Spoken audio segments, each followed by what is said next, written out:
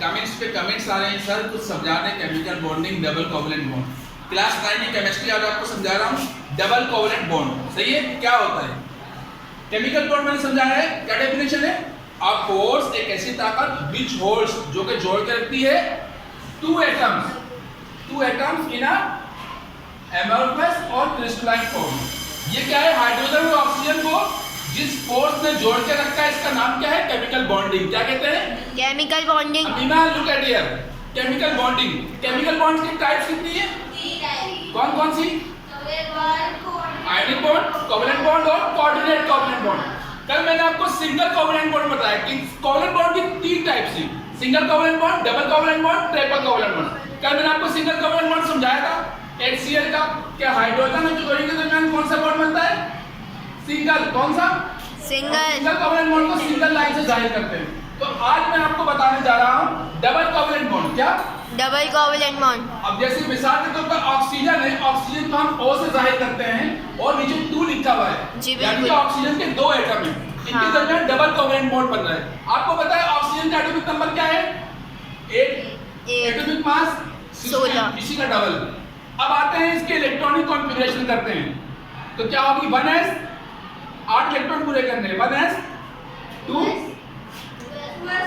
2s2 कितने हो गए? 2 और 2 4 और क्या आ जाएगा? 2p 6 और 2 8 8 और 2 10 हो रहे हैं। तो यहाँ पे आएंगे 4 आएगा, यानी कि 4 और 2 6 और 2 8 इलेक्ट्रॉन पूरे हो गए इसके। ये इसकी क्या हो गई? Electronic configuration. अब इसी को डायग्राम के थ्रू करते हैं। ये क्या है? इसका न्यूक्लियस है, इसका ऑक्सीजन का। न्यूक्लियस में 2 चीजें होती हैं, क्या क्या? प्रोटॉन और न्यूट्रॉन। तो इलेक्ट्रॉन कहाँ होते हैं? ऑर्बिट्स में बाहर। न्यूक्लियस के बाहर ऑर्बिट्स में होते हैं, क्लाउड्स की सूरत में। सही है। कितने इलेक्ट्रॉन होंगे? 8। ठीक है। तो बेटा फर्स्ट शेल में कितने इलेक्ट्रॉन आते हैं? 2 इलेक्ट्रॉन आते हैं फर्स्ट शेल में। ठीक है। फर्स्ट शेल में आते हैं हमारे पास 2 इलेक्ट्रॉन्स। कितने? 2 इलेक्ट्रॉन्स आते हैं। This is our first shell. इसमें कितने इलेक्ट्रॉन आ सकते हैं मैक्सिमम? 2 1 एंड 2 में से 8 को माइनस करें, कितने बचेंगे? 6 इलेक्ट्रॉन। कितने?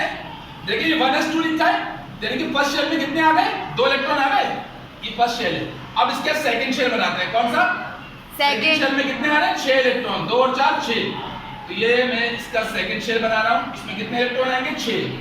ये देखिए 1 2 एंड 3 4 5 एंड 6। ये 6 इलेक्ट्रॉन इसके सेकंड शेल में आ गए। ठीक है। अच्छा, अब आपको पता है कि सेकंड शेल में कम से कम कितने इलेक्ट्रॉन होना चाहिए? 8। फर्स्ट शेल में कितने आए? 2। सेकंड शेल में 6। 2 और 6 कितना हो गए? 8 इलेक्ट्रॉन पूरे हो गए। देखें फर्स्ट शेल में 2 इलेक्ट्रॉन थे, 1s2 का मतलब 1 का मतलब फर्स्ट शेल कितने इलेक्ट्रॉन थे? 2 पूरे हो गए। सेकंड शेल में कितने हो गए? 2 और 4 6 इलेक्ट्रॉन। ये सेकंड शेल है। कितने? 1 2 3 4 5 6 6 इलेक्ट्रॉन पूरे हो गए।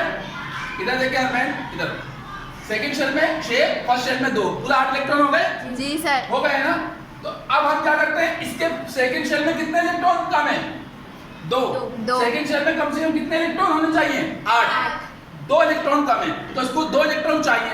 अब इसके साथ एक दूसरा ऑक्सीजन का एटम आता है, O2 लिखा था ना मैंने, यानी कि 2 ऑक्सीजन के एटम है। कितने? 2। तो ये दूसरा ऑक्सीजन का एटम आया है। ये इसका वैलेंस शेल है। ठीक है। ये इसका सेकंड शेल, ये इसका न्यूक्लियस है। ठीक है। ये भी ऑक्सीजन है और ये भी ऑक्सीजन का एटम है। दोनों ऑक्सीजन के एटम है। Okay, don't talk during this process.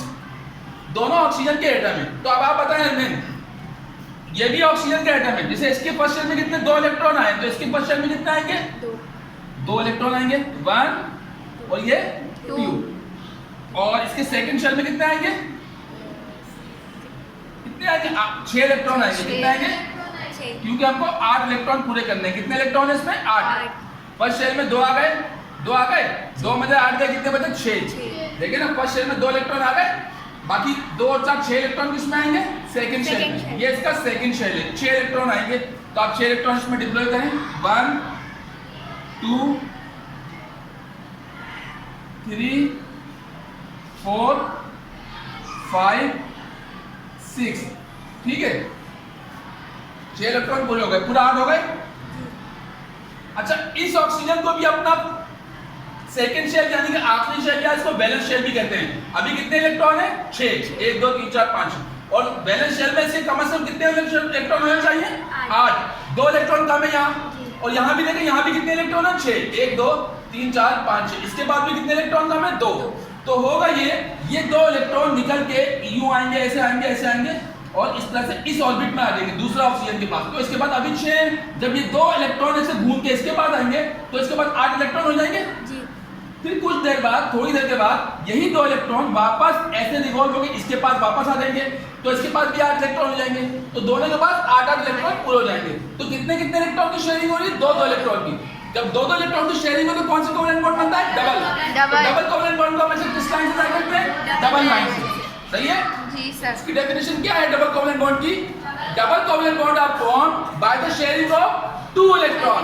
यहाँ 2 इलेक्ट्रॉन की शेयरिंग हो रही है ना, 2 इलेक्ट्रॉन इसके पास कम थे, 2 इसके पास कम थे, तो 2 इलेक्ट्रॉन इसमें कुछ देर के लिए इसको दे दिए, इसके पास 8 हो गए। फिर वही 2 इलेक्ट्रॉन निकल के इधर आए, इसके बाद भी 8 हो गए। तो दोनों के पास काम पूरा हो गया। शेयरिंग में ही होता है, कुछ देर 2 इलेक्ट्रॉन यहाँ पे रहेंगे, कुछ देर इधर आ जाएंगे, तो दोनों के पास 8 इलेक्ट्रॉन पूरे हो जाएंगे। तो क्या डेफिनेशन है? Double covalent bonds are formed by the sharing of 2 pair of electrons. कितने? 2 pair electrons between 2 atoms is called double covalent bond. And double covalent bond will denote from 2 lines. कितनी line से ला करते हैं?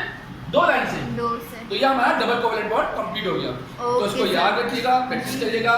सही है? Okay, close.